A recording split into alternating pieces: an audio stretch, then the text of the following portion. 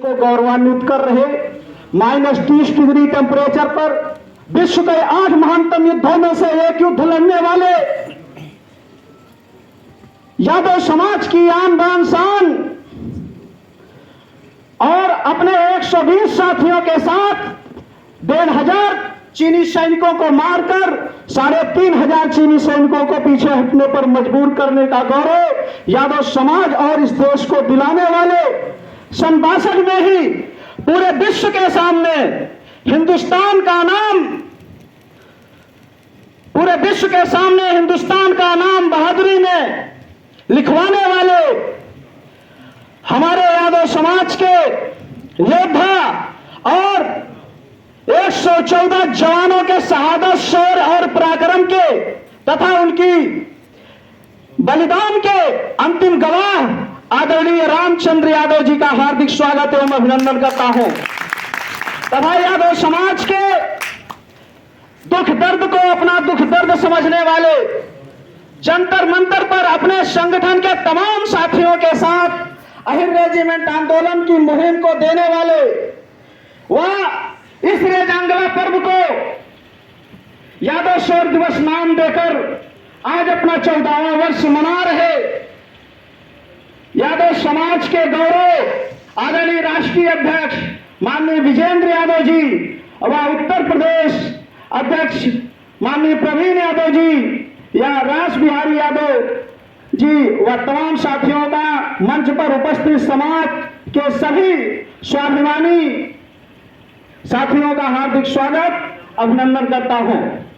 साथियों, ये इसलिए महत्वपूर्ण नहीं रहा, इस युद्ध के लिए कुछ बिंदु और हैं कि जब 4 महीने बाद बर्फ पिघली तो हमारे जवानों की लाशें जो जिस पोजीशन में युद्ध कर रहा था उसी पोजीशन में मिली और गौरव की बात यह है किसी जवान के पीठ पीछे एक गोली नहीं लगी थी, सभी गोलियां सीने पर लगी थी।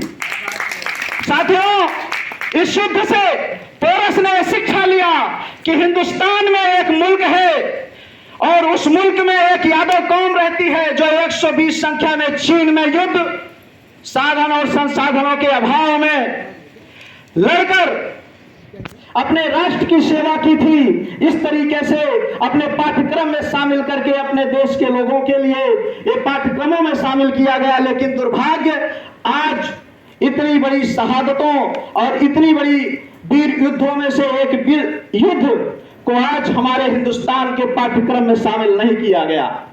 साथियों, इसी युद्ध के बाद हिंदुस्तान पर 3:30 बजे अटैक करने के लिए चीनियों ने जब सीमा समझौते में माफीनामा लिखा था तो हमें वीर अहिर शब्द से संबोधित करके इस मुल्क से माफी मांगी थी।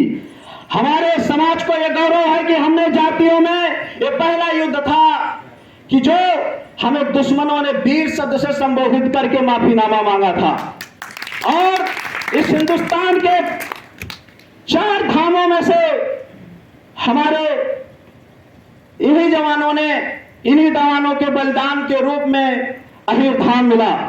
साथियों, यही युद्ध नहीं, जब जब हिंदुस्तान की सरजमी पर किसी ने अपनी नापाक नजरें रखी तो हम यदुवंशियों ने वहां भी मुकाबला किया, चाहे वो कारगिल का युद्ध रहा हो कि टाइगर हिल पर 16 गोलियों के साथ हम योगेंद्र यादव बनकर इस मुल्क की सेवा किए, चाहे इसी संसद हमले में कमलेश कुमारी यादव बनकर 16 गोलियां सीने पर खाकर संसद के गेट पर दुश्मनों को, आतंकवादियों को हलने नहीं दिया था। यही नहीं, चाहे नाथुला रहा हो, बड़गाम रहा हो, अच्छागाम रहा हो या हिंदुस्तान में पुलवामा रहा हो, कहीं भी रहा हो, हम यदुवंशियों का खून हमेशा बहा है। साथियों, यही नहीं, चाहे इस देश में जब भी आक्रमणकारी आए हैं हमने उनका मुकाबला किया है, चाहे सिकंदर से मुकाबला करने वाला हम पोरस बन गए।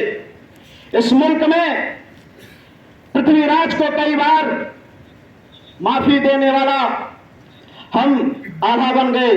हमारी भुजाओं में इतनी ताकत थी कि बड़े बड़े चट्टानों को हम तोड़ दिया करते थे, एक बार से हम वीर लोरिक बन गए। चाहे 1857 के युद्धों में से एक युद्ध लड़ने वाले नसीबपुर 1857 में राजा राव तुलाराम जी के नेतृत्व में 5000 अहिर सैनिकों के साथ बलिदान देने वाले हम राजा राव तुलाराम बन गए।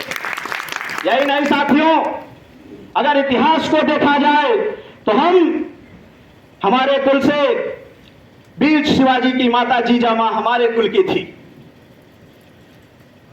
गुरु गोविंद सिंह सिखों के 10वें गुरु के रूप में जब धर्म परिवर्तन हो रहा था, अपने 2 बेटों को दीवार में चुनवाने देने वाले, इस मुल्क के धर्म की रक्षा करने वाले आदरणीय गुरु गोविंद सिंह के रूप में वह गुरु गोविंद सिंह जी हमारे कुल के थे, उनकी मां हमारे कुल की थी। यही नहीं साथियों, अगर राजनीति में हमें मौका मिला, किसी दिल्ली के आजाद भारत में हम चौधरी ब्रह्म प्रकाश यादव बनकर राजनीति की सेवा किए। जब हमें रक्षा मंत्री के रूप में मौका मिला तो हम माननीय मुलायम सिंह यादव बनकर शहीदों के पार्थिव शरीर को घर पर पहुंचाकर उनको अंतिम श्रद्धांजलि देने वाला, कानून बनाने वाला धरती पुत्र बन गए। यही नहीं साथियों, जब उत्तर प्रदेश में हमें विकास करने का मौका मिला तो हम आदरणीय अखिलेश यादव बन गए। जब गरीबों, शोषितों, पीड़ितों के हक और अधिकार की बात आई तो हम शिवपाल सिंह यादव बनकर, डीपी यादव जैसी हस्ती बनकर उत्तर प्रदेश की सेवा भी किए। यही नहीं साथियों, जब बिहार में राजनीति की बात आई हम शेरे बिहार आदरणीय लालू प्रसाद यादव बन गए। युवा राजनीतिक चेहरे तेजस्वी यादव बन गए। जब बाढ़ पीड़ितों से लेकर गरीबों, शोषितों, पीड़ितों की बात आई तो हम पप्पू यादव और राजेश रंजन बनकर इस मुल्क में सेवा किए। लेकिन साथियों, दुर्भाग्य इस देश का कि इतिहास जानता है 5000 की सभ्यता में सबसे ज्यादा बलिदान और शहादत मेरा है। 4000 से ज्यादा इस देश में मैंने राज किया है और आज हमारा राजनीतिक शोषण करके, हमारे अधिकारों का उल्लंघन करके हमें पिछड़ी जातियों और 5 किलो राशन पर जीने को मजबूर कर दिया गया। लेकिन दुर्भाग्य है कि हमारा समाज चुप होकर इसे सहता रहा। सबसे ज्यादा इस मुल्क में अपनी कौम से जितना कुछ चाहिए उससे ज्यादा हमने दिया। जहां 1 स्तर की बात आई हमने 10 स्तर कटाए हैं। लेकिन जब अधिकार और सम्मान की बात आई तो हमें हमारा रेजिमेंट नहीं दे गया। रेजिमेंट हमारा गुरूर है, हमारा अभिमान है, हमारा अभिमान है, हमारा हक है। साथियों, यही नहीं, आज 31 राज्य रेजिमेंट जाति धर्म के नाम पर है। जब हमारे संगठन ने जंतर मंतर पर कई बार गिरफ्तारियां दी राजकीय अध्यक्ष जी के नेतृत्व में, तो रक्षा मंत्रालय ने एक जवाब दिया साथियों कि जाति के नाम पर कोई रेजिमेंट नहीं मिलती, तो मिलेगी क्यों? आज दुर्भाग्य भी है, या दुर्भाग्य कहें या गर्व कहें, मुझे समझ में ही नहीं आता। क्योंकि जवान तो देश का होता है, शहादतें देश के लिए देता है। लेकिन आज रक्षा मंत्री के जाति की स्वयं की 3 रेजिमेंटें हैं, लेकिन जब हमारी बात आती है हक की तो कहते हैं जाति के नाम पर रेजिमेंट नहीं मिलेगी। और दूसरी बात यह है साथियों कि हमें आज राष्ट्रपति जी की सुरक्षा में हक नहीं दिया गया। जाट, सिख, राजपूत को तो दिया गया। बताइए, अगर जातिवाद नहीं है तो यादव हर जगह बलिदान दिया, हर जगह शहादतें दी, हर जगह आईएसपीसीएस डॉक्टर बनकर इस मुल्क की रक्षा की, इस मुल्क में अहम योगदान भी दिलाया। इस भारत सम्मान ने सिर्फ मेडल देकर सम्मान दिया, लेकिन हक और अधिकार में हमें पीछे कर दिया। ये सोचने वाली बात है साथियों। इसलिए आज मैं कहता हूं कि बड़े बड़े छोटे छोटे संगठन बनाकर सिर्फ हम अपने रेजिमेंट की आवाज को बुलंद कर सकते हैं, लेकिन हक और अधिकार पाने के लिए हमें एक होना पड़ेगा। हमें एक होकर कम से कम 26 करोड़ यादव की संख्या में, हम कभी कभी 50 लाख की संख्या में जिस दिन सड़क पर उतर आएंगे उस दिन हमें रेजिमेंट मिल जाएगा। धन्यवाद साथी। बहुत बहुत धन्यवाद अर्जुन सिंह जी। तो आप लोग